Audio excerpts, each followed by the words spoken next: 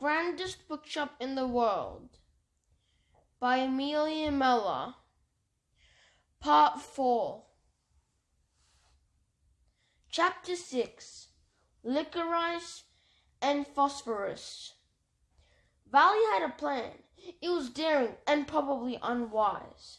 Strike that. It was outrageously, stupidly dangerous. It made his insides flip over every time he thought of it. But audacious courage had built this family, and audacious courage was how Valentin Cole intended to save it. The trouble was, he didn't know how he was going to talk to the obscure smith alone. If his parents found out about the plan, that would be the end of it. And the likelihood that they would was growing by the minute. His mother was getting completely carried away.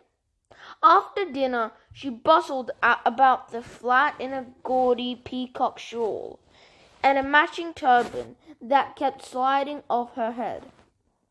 She liked to make a real spectacle of her magic, using all sorts of symbols and trinkets and things she thought made her look mysterious. "I hope this works," she said, as she lined up a candlestick with a compass in her hand. "Who's this Mr. Macmillan again?" "Pa used to walk with him in Paddy's Market," said Valley, which was true. "He's been off traveling the world," said Pa, which was also true. "Popped in to say hello last weekend." "I'd never tried to call a living person before." Ma struck a match and lit the candle. "Is he attuned to the spiritual plane? Is he any good at magic?" "Very," said Pearl, and that was true as well. "Why can't you call him on the telephone?" asked Ivy. "We don't know where he's staying," said Pa, which was technically true. Eddie closed the curtains. Would he need to talk to him at all? "Pa forgot to invite him to our Easter lunch," said Valley, which was a complete lie. Linda looked at her younger siblings with narrowed eyes. "Not like you, Pa, to be so disorganized." She liked things organized. Even her name was organized alphabetically. Ada Belinda Cole. "Well, we all make mistakes," said Valley, in what he hoped was a cheery voice. Linda pursed her lips. No doubt she was filing this odd exchange for later. But Ma didn't seem to notice anything amiss. "Worth a try? The more the merrier, I say." She did say that often. In fact, but she wasn't always right. She and her friends held gatherings every month or two, sometimes at the Coles' house. Nights devoted to fortune-telling or exchanging good luck charms were always wonderful, the laughter of women ringing through the flat until the children fell asleep. But Valley had seen his mother's seances, and they were anything but merry. Ghosts tended to arise from violent deaths, and they brought the fear of that violence with them.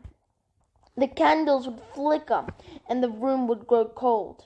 Sometimes a ghost would knock down an ornament. One had written, "Let me go," in matchsticks.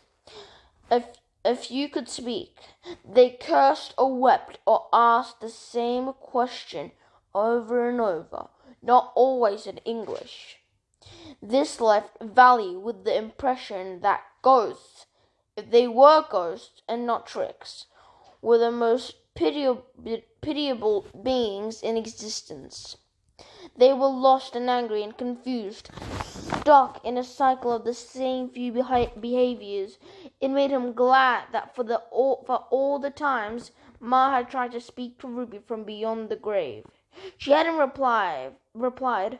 Wherever his sister was, at least she wasn't here. Or rather, it would have made him glad last week. Now Knowing what he knew about the thing in the storeroom, he almost wished Ruby would answer. At least then he could be sure that the girl in the storeroom wasn't really her. The copy was a horrible thing, but it would be worse if his sister's spirit was trapped in a new body that couldn't move. What if this attempt to speak to the obscure Smith called up something else instead? The Melbourne gaol was only a few blocks away. There had been hanging murderers there for nearly 50 years. Frederick Deeming had been strung up last year. People said that they felt his spectral hands around their throats in Hosier Lane. Valley! Ma touched the fourth candle to the third. Did you hear what I said? He hadn't. Put the dog in the kitchen. We can't have him breaking our concentration. No backing out now. Resigned to his impending doom, Valley did as he was told. Ebenezer looked up at him with baleful eyes, and Valley gave him a good scratch under the chin. That was good. Sometimes that dog seemed to be the only sane creature in this house. When he returned, the rest of the family was seated at the table. A yellowed piece of paper was spread upon it. Lights out, please, Val, said his mother. He turned the gas lamp down until the flame went out, and took a seat between Ivy and Ed. The sun had set outside, so it was now quite dim in the room. As his eyes adjusted, Valley couldn't make out glowing green ring on the paper. What's that, Ma? Asked Ivy. Ma dropped her voice to a dramatic whisper. Ectoplasm. Phosphorus, Eddie muttered to Pearl, and it's made from we. Pearl scrunched up her nose. It is not made from we, you fibber. It is, said Valley, who had read about it in chemistry book. Human we. You're both stupid, said Pearl. Sit down, Mum clucked, rather unmystically. Now, put your hands on the table, everyone, like so. The 7 of them spread their hands flat, making the shape of a many-pointed star on the table. Eddie looked bored. Linda was biting her lip as if nervous. Pa simply seemed tired. All right, said Ma in hushed tones. We need something of his to establish a connection. Pa reached inside the breast pocket of his waistcoat, then grunted in surprise. He must have taken back his card. Valley groaned inwardly. The paper bird was all they had left of the obscure Smith, and they would never be able to catch it. Wait! Pearl hopped off her chair, ran from the room, and dashed back in with licorice between her fingers. Is this okay? Eddie frowned. You got that from a stranger? I wasn't going to eat it, Ed, said Pearl witheringly. That will do nicely. Pass the candle, Pearl, while you're up. Ma set the licorice in the center of the phosphorescent circle, taking a sprig of dried lavender from the folds of her shawl. She held it over the candle and let the ashes fall on the sweet. It was a more theatrical magic than Pa's, more dependent on gesture and ritual. But that was what Ma thought magic ought to be, so that was what worked for her. She blew out the candle and began to chant in a deep, airy voice. Across the town, through walls of stone, we call to you, we name alone. With all our powers now combined, if you can hear, show us a sign. Now all together, she said, Martin. Magnus, said Pa. Magnus Maximilian. They all chanted slowly. Magnus Maximilian. Magnus Maximilian. The circle flared to startling brilliance. The licorice hopped up and spun in the air. The coals reared back from the table with exclamations of astonishment. Ivy grabbed Valley's hand. Then the glowing ring vanished altogether, leaving the paper blank. The licorice fell back to the table. "Hello?" Ma said. In the dim silence, Eddie and Linda exchanged looks. Beyond the flat, the evening customers tramped about the arcade. The horses jangled with their cabs down Burke Street. Several perfect moments for something to happen went past. Nothing did. "We'd better do it again," Ma said, sounding less confident now. Hands on the table across the town, through walls of stone. "But he did give us a sign," Linda said. "He heard you. He just didn't talk." "Maybe you caught him in the bath." Ivy leaned towards the circle, raising her voice a little. "Sorry if you're in the bath." Things continued not to happen. "Pity," said Eddie. "Got to study. If you'll excuse me." One by one they trickled out, leaving Pa, Pearl, and Valley behind. Valley's disappointment must have shown, because his father smiled at him in sympathy. "Never mind, eh?" He stood and let Ebenezer out of the kitchen. "Don't you two worry about Maximilian. I'll sort him out." Then he left as well, with the dog and the evening paper. "I really thought it would work," said Pearl, crestfallen. "Why didn't he say anything? Maybe Ma doesn't know what he looks like. Well, enough to imagine him. Or maybe she never believed it would work in the first place." Gesturing for her to follow, Valley stood and took his jacket off the polar bear. The only reliable thing about magic is that it's unreliable. There must be a book somewhere in the arcade that can help us too. He trailed off as he opened the front door. There on the threshold stood a fine top hat. Had one of the staff members brought back Pa's hat? No. "Who's that?" Pearl rounded aloud. A hand slid out from under it. Valley almost knocked his sister down behind. The disembodied hand reached out of the hat and lifted it, as if in greeting. But instead of stopping when the arm was fully extended, the hat continued to rise. One long leg kicked free, then another. The hat band stretched like rubber, and out popped a tall man with a goatee.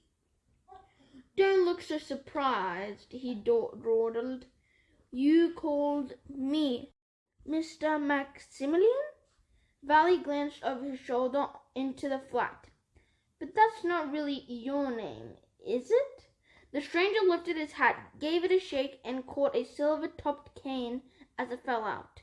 "One of many." "We didn't ask you to drop in," said Pearl, whose face was set in an intense frown. "Why didn't you say anything in our circle?" "I preferred to talk face to face." He tapped the stem of his cane with his fingers. "And speaking of faces, Miss Cole, you better hope the wind doesn't change, or yours will stay like that." A sudden breeze blew her hair back behind her scowl. Pearl squeaked in horror. She tried to open her mouth, but her face kept forcing itself back into the same expression. "Stop that," Valley said. "Stop all of this." The man shrugged. "If you insist." He ran his hand along his cane, rapidly clicking a few of the little wheels into place, and twirled it in a circle. Cole's Book Arcade went impossibly silent. Beside the lift, a young lady balanced on one foot, frozen in mid-stride. Down on the first floor, a shelving lad teetered on a ladder, a stack of books hanging motionless in the air as they tumbled from his arms. "You know what I meant," Valley said, though he took the chance to close the door to the apartment. "We want our arcade put back to rights, and our pa." Magnus Maximilian spun his cane the other way. The book arcade came to life again, and Pearl's face unfroze. "There, good as new." He turned and strode away. "It is not good as new," Pearl scrambled after him, Valley on her heels. "You didn't give Pa what he asked for. You didn't get our arcade." "I gave you the child, just like the picture," he said. "Pa asked you for our Ruby," Valley said. "Our Ruby would have recognized us. There's no pleasing some peoples," sighed Magnus Maximilian without turning around. "We could," Valley began, but the rest of the words wouldn't come out. They seemed to be swimming in his stomach. He tried again. "We could make a deal to buy the arcade back from you." There it was, his own devil's bargain. His head was in the lion's mouth. "I'm tired of these little one-off deals," said Mr. Maximilian lightly. "They're dead ends, and I've already got what I wanted." He waved at the arcade, just as while I was starting to tire of playing the same old song. I need a challenge. The word play pulled a thought from the back of Valley's mind. It was something Pa had written in the condensed library of the future, consisting of the 100 best books on the choicest subjects. One of those must be a game book, for the love of play is a beautiful part of human nature. What about a game, then? Maximilian stopped still. Valley's heart banged against his ribs as if to punish him. "A game?" He turned to the cold children with hawk-bright eyes. "What kind of game?" Valley had to haul the words up from inside him again. They were afraid to come out in the wrong order. "If you win, you can have the arcade."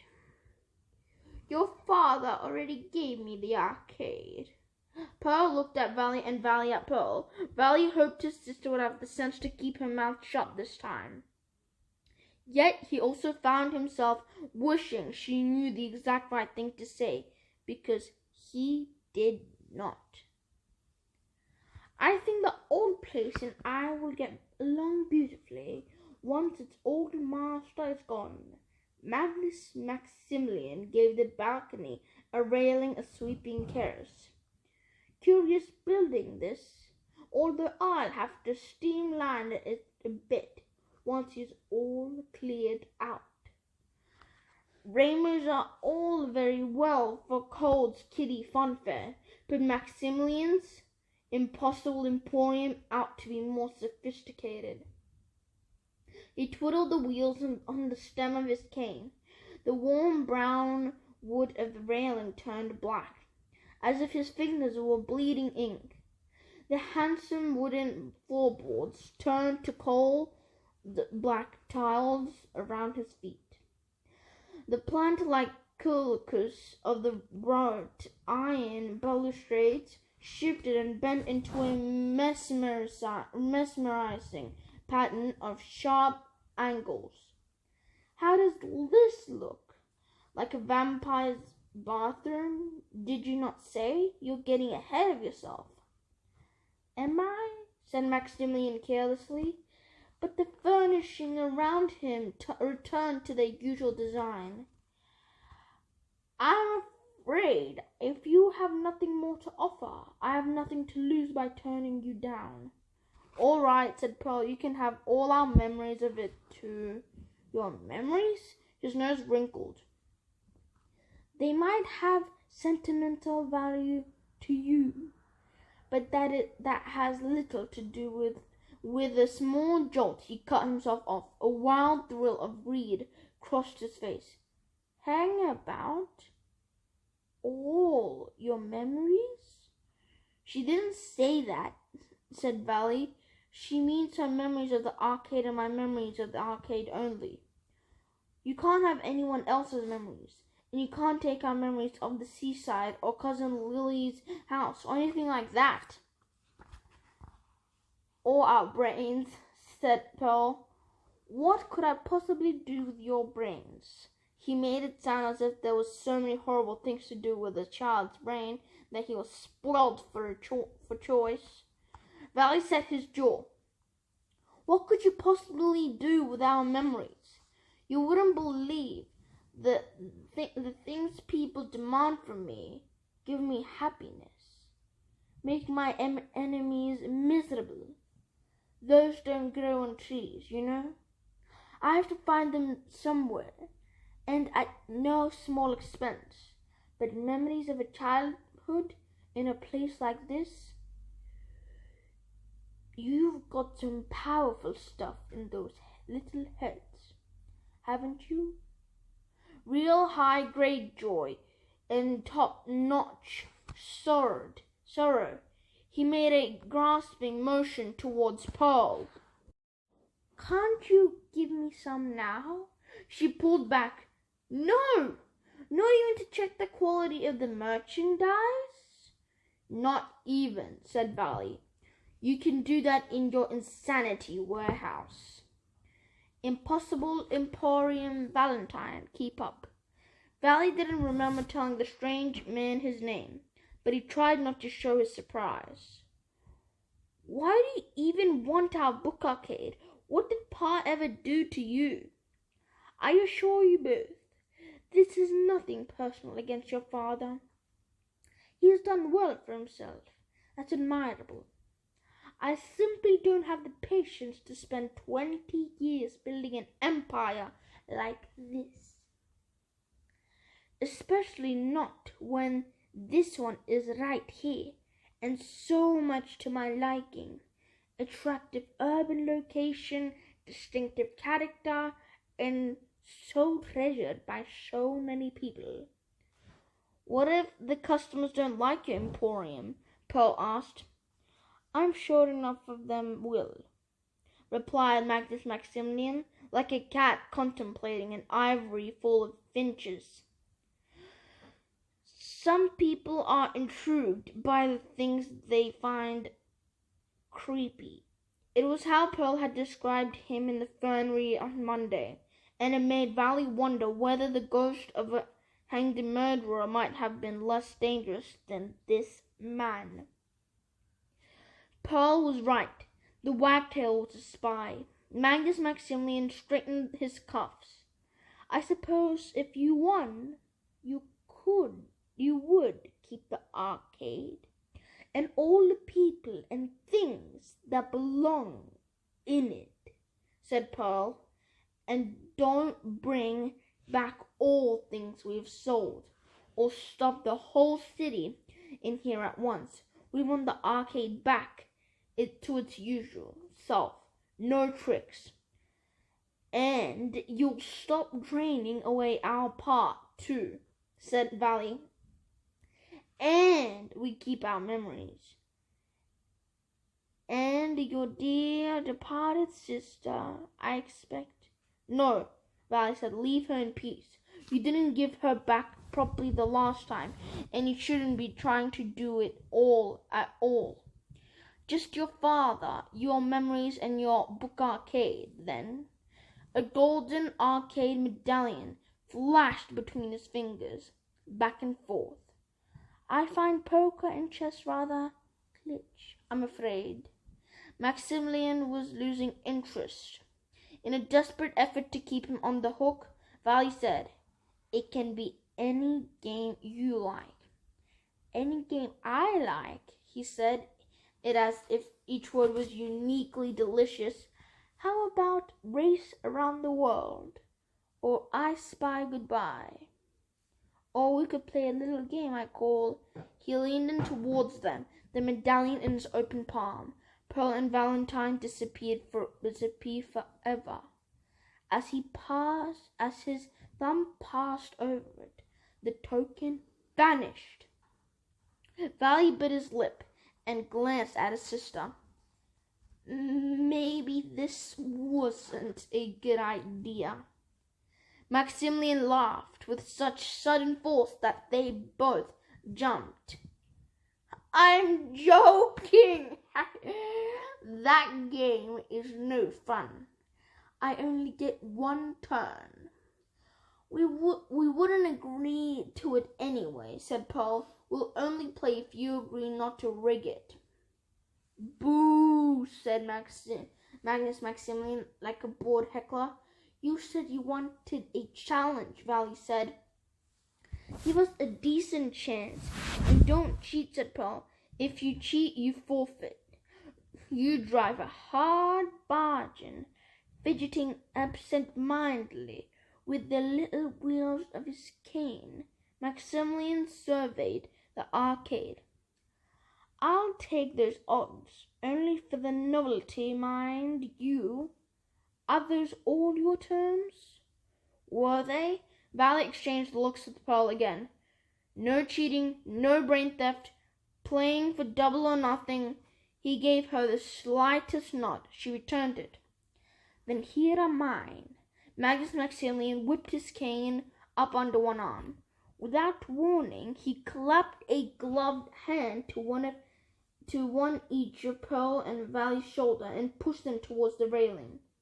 We shall begin tomorrow night at 8 o'clock. He pointed out a rainbow on the upper gallery. As they watched, the crimson band began to shrink, fading from left to right like a fan snapping closed. When it was gone, the orange did the same. You will have, 1 plus 2 plus 3 plus 4. Theoretically, he raised for the corresponding number of fingers as he counted. As he passed 10, they kept unfolding from his hands. An extra 5, another 6, Valley shuddered, plus 7. Maximilian looked down at his hideous multitude of fingers and shook his hands into a blur. When he stopped, they had returned to normal. You will have 28 hours to play 7 rounds. Valley did the maths. 28 hours from 8 o'clock on Friday would mean we'll finish at midnight. And that's not a cliché. No, young sir, that is tradition. Yellow, green, blue, indigo, faded to the grey of old bones. Lose a round and you're out. If this happens before the final round is done. The last band, Violet, shrank to half its length to a quarter to nothing. I win. With a wave of his hand, the rainbow fanned out again. Magnus Maximilian resumed his promenade of the top floor balcony, so the Coles had to keep chasing him. Why 7? Asked Pearl. Because there are 7 colors. Because there are 7 Coles. Because it's odd and it looks sinister. No, it doesn't, said the constant irritation. I didn't think the 7s are scary at all. Valley tried to elbow her in the ribs to make her shut up, but he missed. Have you not been concentrating on your Latin classes, Miss Cole? Magnus Maximilian traced a 7 in the air. I only meant that it faces left. And when we do win, said Valley, you'll give us our arcade back and stop hurting our pa. If you win, certainly. Maximilian extended both hands for them to shake. One arm over the other. No crossies, Pearl said. Forgive me. Old habits, you know. He grinned and uncrossed his arms. Something in Valley was drawn to the smile, like a fish to a light in the deep. Then his dream hand was clasped tight. Maximilian's grip was hot through the glove, as unbearable and unnatural as the chill of Ruby's copy in the storeroom. Before the coals had time to wrench free, Magnus Maximilian let go of Valley's left hand and Pearl's right. He tossed up his cane and snatched it out of the air.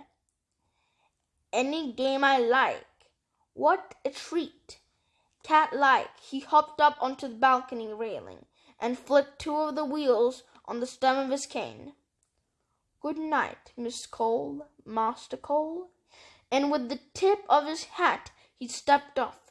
Pearl and Valley ran to the edge, but there was no crashes, no screams. Down below, the customers went on reading and chatting by a soft gaslight. The man had vanished. Chapter 7. The game he liked. The arcade's condition didn't get any worse that night. It didn't get any better either, nor did Pa. Cole, I am putting my foot down, said Ma on Friday morning. You shall telephone Dr. Simmons today. Go to bed and rest properly. You're becoming a hermit. Pearl had a fleeting fantasy of her father shrinking down or crawling into a shell, with only his beard poking out. Then she remembered a hermit was not a hermit crab, but a kind of mad old man in the wilderness. She looked over at Valley, who raised his brows. It was bizarre to be sharing a secret with Valley. He was the most serious of her siblings and the most strange to her.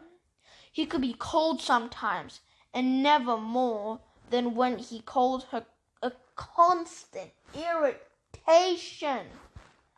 He was too old to be her playmate like Ivy, but not old enough to look after her like Linda. Ruby had always been between them, showing different sides of herself with each.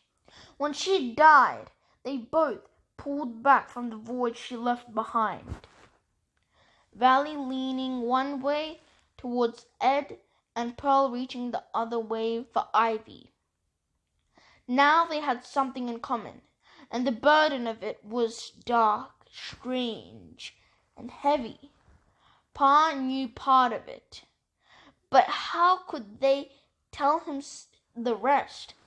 He didn't like betting. When the wager was a penny, he could be crossing if they told him they were betting his life, his arcade, and part of themselves on a game with the obscure Smith. Or worse. And in fact, more likely he'd be disappointed. He had no worry. No, they'd agree. Pa was not to find out. It was the longest Friday of Pearl's life. Perhaps if Valley hadn't gone to school, they might have passed the time preparing for what was ahead of them. But he had, so they couldn't. The doctor came and said Pa would likely recover in a few days. Thoughts of the paper wagtail kept fluttering across her mind. Even inside her head, she couldn't catch it and hold it still. Perhaps your Pa should build that whipping machine, said the tutor in mock despair when he found Pearl's work untouched after half an hour. Ivy looked smug. Her slate was filled with wobbly sums. Pearl could only see the sevens, odd and sinister. What had she and Valley got themselves into? Pearl was thrumming like a violin string all evening. She couldn't read. She couldn't think. Pa had gone to bed early, on the doctor's orders, and the last bright streaks of sunset were fading from the sky. Cole's Book Arcade was golden with the glow of the gas lamps. She looked down from the second-floor balcony at all the shiny brass columns, the obelisks, the colorful books. The Book Arcade band was playing, and the people were happy. It made her want to cry. She had known this place all her life.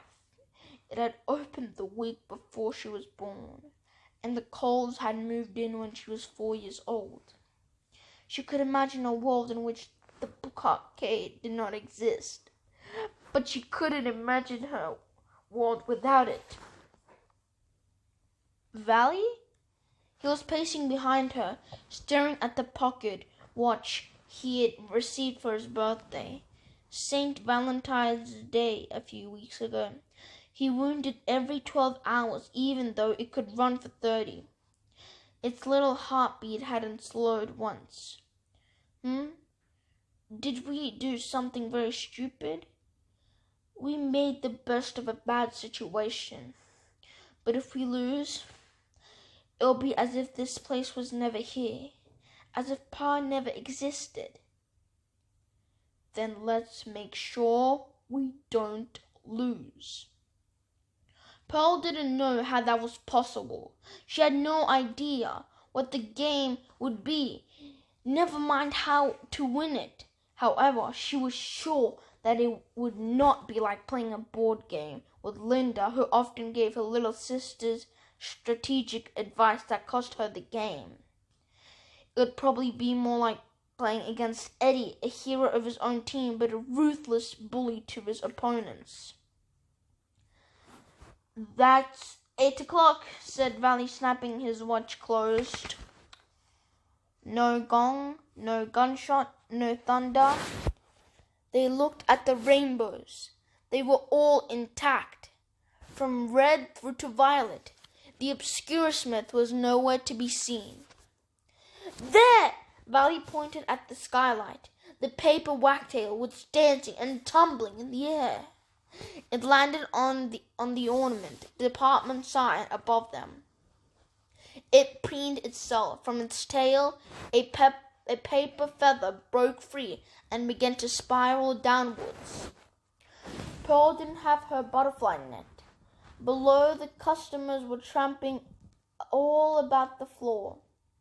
She lunged out over the railing and clapped the falling feather from the air. As she opened her hand, tiny letters in a looping silver script sparkled back at her. Val, look! Her brother leaned over her shoulder. Follow me. The paper bird wagged its tail and dived. Pearl and Valley ran past the ornament department and down the staircase, footfalls like tumbling apples on the steps. A group of ladies gasped and clucked as the Coles raced past them. They pelted down the next flight of stairs, between Toyland and the perfumery, and came out on the ground floor between Lollyland and the Tea Salmon. Pearl jumped the last 4 steps. Valley was breathless. Where'd it go? A young man moved on, continuing his browsing, and behind him was the paper wagtail, staring at the Coles with its empty white eyes. They ran across the arcade. The wagtail teased them, flitting first one way, then another, always just out of reach. It came to rest upon the big central display in the children's section. Pa's books were arranged on steps, like Japanese festival dolls, joke books, educational books about animals, and the ever-popular funny picture book, which stood in pride of place. The crossed rainbows on its cover were as bright as ever against a black background. But as Pearl came nearer, she saw that it was not quite the same funny picture book as always. The words, which should have been familiar as Pearl's own reflection, had changed and shifted into a new verse, a sinister parody of the one her father printed on his covers. Each line was printed in a different color. The famous rainbows of Colesbrook Arcade now count its final hours as they fade. In 7 wondrous rooms you'll find a test to pass before the next can be addressed. All must be solved in time for you to win. Avoid therefore the snares that lurk within. As it began it ends. Be good sports, if not friends. Pearl opened her father's book. Something slid out and landed on her toes. It was a bouquet of leaves and flowers, too fresh and too large to have fit inside the covers. How did he do that? He's had a full day to prepare, Valley said. He would have set everything up like a row of dominoes. And this the first domino? I suppose he took the flower, which were mostly red and blue. Ooh, a Venus flytrap. Pearl frowned. The converse flower seemed like a threat. He said he would play 7 rounds. Where should we find the first round? We'll have to look all over the arcade. You take that side. Valley started off towards Burke Street, leaving Pearl to take the Little Collins end. Wait a minute, she hurried after him. We shouldn't leave the flowers. They might be important. Important for what? He didn't stop. I don't know any games where you use flowers, except that loves me not thing you do with daisies. Valley, she ducked between a pair of ladies with huge bustles. They might have a secret message in them. He was only a little older than her, a little bigger, a little further ahead in his education, but as he looked down at her, then Pearl knew he was lording every inch and every day over her, and they might have a spider in them. But I don't see one, so we might as well not waste our time. Of course, you can't see it. Val, that's what secret means. She held up the bouquet. There's a special code you can use to send a message with flowers. Most of them mean that you love someone, but an orange tiger lily means you hate them. What did these ones say? I don't know. The tiger lily had appeared in a funny story she had read recently about a poor fool who gave his sweetheart the wrong flowers. We'll have to ask someone. I don't think we should. The obscure Smith never said we couldn't. He shook his head. Bad idea. He'll use every trick he can think of. Why shouldn't we? Valley struck out an emphatic finger. 1, if we start looking for loopholes, he'll just find a worse one. 2, if we tell someone, they might tell Pa. And 3, they might actually try to help and mess everything up for us. He was probably right about that last part. They don't have to help us with the game. Pearl considered. Just the flowers? To help us with just the flowers? Who are you thinking of? Because if it's Linda, actually I was thinking of, she hesitated. She wasn't sure she could pronounce Maritia with vitiligo, and she needed Valley to take her seriously. Mr. Gabriel, what makes you think he knows about secret flower language? He might not, but he'll know where to find the books about it. All right, fine, we'll ask Mr. Gabriel. Valley gestured at the rainbows that shone down from the balconies on the first floor. The crimson bands no longer stretched from left to right. They were each missing a tiny piece from one end, but we'd better not waste any time. Simon Gabriel had big, bushy mutton chops. He spoke more languages than anyone Pearl knew. He had visited countries more than the rest of the arcade staff put together. He spent so much time taking customers to find certain books that he knew the shelves like his personal library. If he didn't know everything, he knew where to find it. He looked a little skeptical when Pearl and Valley came to non-fiction inquiries with the bouquet in hand, but seemed glad to help when they told him it was one of Ma's after-dinner games. He gathered field guides and gardening books for them of every kind. Now, that one will help you with herbs and vegetables. Pearl tried not to stare as he stretched to take down a short, fat volume, making his cuffs pull down to show his skin condition. It was none of her business that Mr. Gabriel had pale hands and brown arms, but that was different to what most people had. A difference interested her. She wondered if vitiligo was painful, but what you really need is one of these, Mr. Gabriel placed. They topped the stack of books that it had already collected with a satisfying smack. Pearl took it down and leafed through it. Mr. Gabriel, this doesn't have any pictures. It's a flower dictionary. He spread the book open on the desk. Every page had a left-hand column of plant names and a right-hand column of words like wisdom and courage. See, those are the meanings there. Every bouquet sends a message. You mustn't ever give flowers to your beloved without knowing their meaning, young Valentine. Valley cringed a bit. He was a gentle sort of boy like Pa, but Pearl had the feelings he wanted to be boisterous and hard like Eddie. No tiger lilies, right? He said. Certainly not. No snapdragons either. That's a flat rejection. English ivy, on the other hand, is practically a marriage proposal. Now, as for these ones, Mr. Gabriel pulled the book towards him. You've got a scarlet eagerness there. That's brilliant eye. Valley pointed to a set of delicate pink tinged jewels. And that's a Venus flytrap. Yes, that's deceit. Where did your mother get these at this time of year? And this speed, well, telling us to hurry up, Pearl said.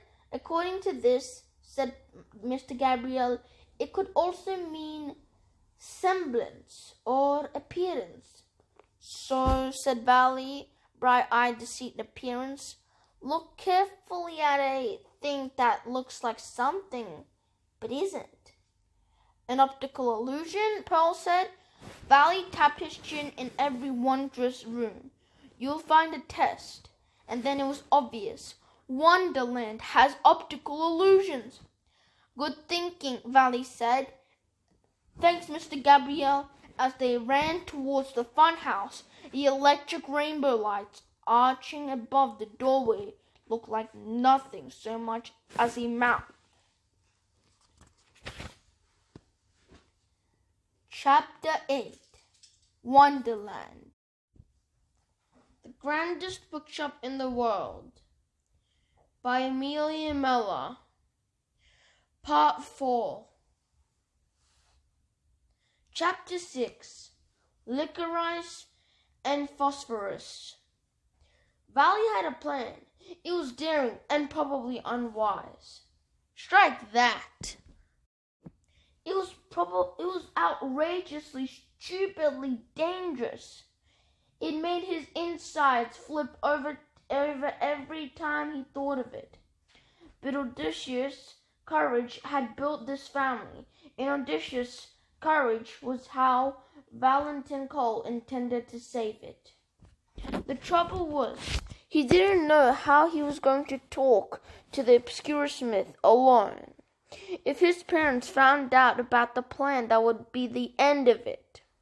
And the likelihood that they would was growing by the minute. His mother was getting completely carried away. After dinner, she bustled about the flat in a gaudy peacock shawl, and a matching turban that kept sliding off her head. She liked to make a real spectacle of her magic, using all sorts of symbols and trinkets and things she thought made her look mysterious. "I hope this works," she said, as she lined up a candlestick with a compass in her hand. "Who's this Mr. Macmillian again?" "Pa used to walk with him in Paddy's Market," said Valley, which was true. "He's been off traveling the world," said Pa, which was also true. "Popped in to say hello last weekend." I'd never tried to call a living person before. Ma struck a match and lit the candle. "Is he attuned to the spiritual plane? Is he any good at magic?" "Very," said Pearl, and that was true as well. "Why can't you call